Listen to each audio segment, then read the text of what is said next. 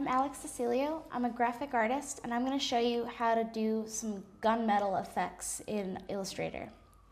So what I've done here is I've just drawn some really basic rectangle shapes in the formation of maybe what would be a gun.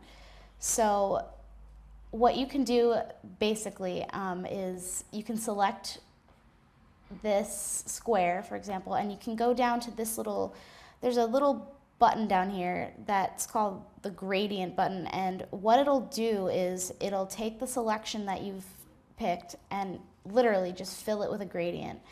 And I like this because you have several options. You can leave it, you can change the way that it looks. I mean, the options are endless, but my favorite part about this is that you can reverse the way the gradient goes, and you're going to want to do that with gunmetal because the way that a gun is designed illustratively is really specific.